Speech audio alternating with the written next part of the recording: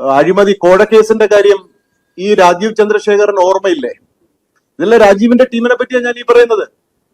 പാലക്കാടിലെ കൃഷ്ണകുമാറിന്റെ case രാജീവിന്റെ ടീമാണിപ്പോ. ഇത് ഓരോ കൊടക്കമ്പികളാണ്. ഇനി ഇതിനേക്കാളും ഒക്കെ ഗ്രേവ് സിറ്റുവേഷൻ എടുക്കാം. നിങ്ങൾ ആരെങ്കിലും നമ്മുടെ കൊല്ലത്തുള്ള പ്രതാപിനെ പറ്റി കേട്ടിട്ടുണ്ടോ? Have you ever heard about that name? Pratap, doctor Pratap, cardiologist.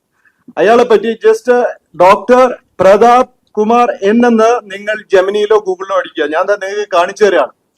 ഞാനിത് കാണിച്ചു തരാണ്. ജസ്റ്റ് നിങ്ങളുടെ ശ്രദ്ധയിൽ പോവാതെ പോകരുത്. മെഡിക്കൽ ഫ്രോഡ് ആൻഡ് ഫോർജറി എവിടെയാ? Corruption bureau ACB registered FIR against Pratap Kumar for cheating forgery ഒക്കെ എടുത്തിരിക്കുന്നത് എവിടെയാ? ഹരിയാനയിലാണ്. BJP തന്നെ യഥാർത്ഥത്തിൽ ഇവർക്കെതിരെ ആക്ഷൻ എടുക്കുമ്പോൾ ഇവിടെ ഇവർക്ക് നിയമസഭയിൽ മത്സരിക്കാൻ ചാൻസ് കൊടുക്കുകയാണ്. അടുത്ത case reuse of single use equipment. ഒരിക്കൽ മാത്രം ഉപയോഗിക്കാൻ പറ്റുന്ന സാധനങ്ങളെ റീയൂസ് ചെയ്തു. സെന്റും കാര്യങ്ങളും ഒക്കെ വീണ്ടും കഴുകി മറ്റേ വെയിലത്തിട്ട് ഉണക്കി തുടച്ചു വാരിയെടുത്ത് ആൾക്കാരുടെ ചങ്കി കീറി കുത്തി കെട്ടി വിടുന്നതാണോ ധർമ്മം? ആണോ? രാജീവിന്റെ ആൾക്കാരുടെ ക്വാളിറ്റിയായി പറയണത്. ജനം അറിയണത്. അടുത്ത ഡബിൾ ബില്ലിംഗ് സ്കാംസ്. ബില്ലിന്റെ കാര്യം വരുമ്പോ, ബിസിനസിന്റെ കാര്യം പറയുമ്പോ രാജീവ് ചാടി വീഴും. കാരണം രാജീവൻ എന്ന് പറയുന്നത് ബിഷപ്പിന്റെ ജിമ്മിൽ പോയിട്ട് പുഷപ്പ് അടിച്ചു വന്ന് നിൽക്കാനേ രാജീവിന് അറിയുള്ളൂ. രാജീവിന് സൂര്യ നമസ്കാരം പോലും അറിയില്ല.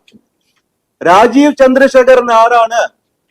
അയാളുടെ കയ്യിൽ കുറെ പൈസ ഉണ്ട്. പൈസ ഉള്ള ഒരുത്തൻ ഇവിടെ വന്നു കഴിഞ്ഞാൽ സ്വന്തം യഥാർത്ഥ സംഘത്തിന് വേണ്ടി പ്രവർത്തിച്ചതും BJPയുടെ നല്ല നല്ല സജ്ജനങ്ങളായിട്ടുള്ള ആൾക്കാരെ മാറ്റി നിർത്തിയിട്ട് ഒറിജിനൽ അച്ഛനെ മാറ്റിയിട്ട് ഇവിടെ കുറെ മക്കളുണ്ട്. Oh rich daddy came, I want my rich daddy, rich daddy so great, rich papa hi we are with you എന്ന് പറയുന്നതാണോ കേരളത്തിന്റെ സംസ്കാരം?